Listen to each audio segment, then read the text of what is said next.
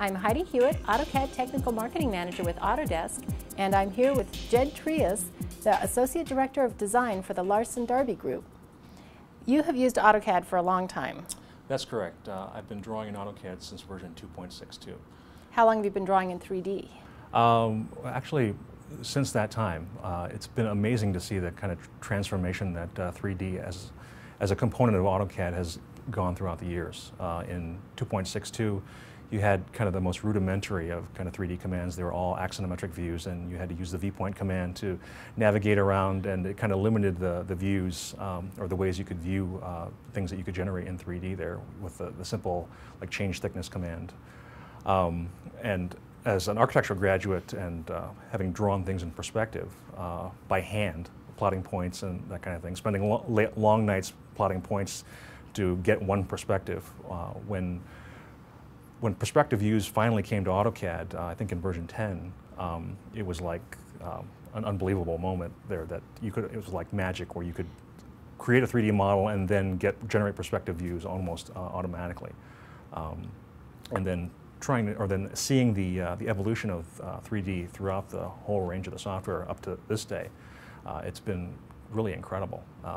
The evolution to more advanced solids modeling, even things like Boolean operations and other versions there, so you can more accurately sculpt things, to things like the mesh modeling tools that you can really start to do things.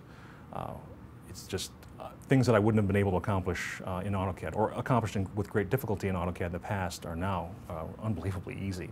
And you know, I think that's one of the really major points to make with AutoCAD, is that before AutoCAD 2007, even though we had all those 3D tools, it really wasn't great for conceptual design because it was hard to edit some of those tools, like the solids that were introduced in AutoCAD Release 12.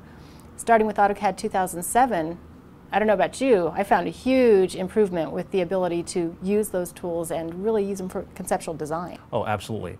Especially with things like visual styles. That kind of added another level to the way those things you can interact with those guys. It not only you can not only more easily model them, you can do other things to kind of present those. The ability to shade them in different ways, or change the line styles for them to give them another kind of quality to them. We've done some interesting things in terms of presentations, trying to give things a much more sketchy look using those visual styles.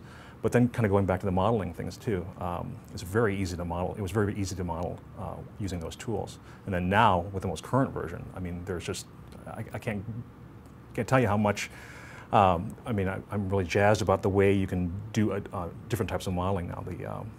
The vertex modeling and the extrusion tools on that, I mean, it's turned into a real powerhouse of a modeling tool. Do you use the gizmo a lot? All the time, all the time. And things like the filters and everything else there that allow you to kind of sub-object select in those tools. Boy, I mean, you only saw those things out in 3D Studio Max, and now that those things are in AutoCAD, and that on top of things like the mental ray renderer in there, I'm hard-pressed sometimes to decide whether I want to stay in AutoCAD or take them out into other programs there, just because of what you can do with AutoCAD right out of the box.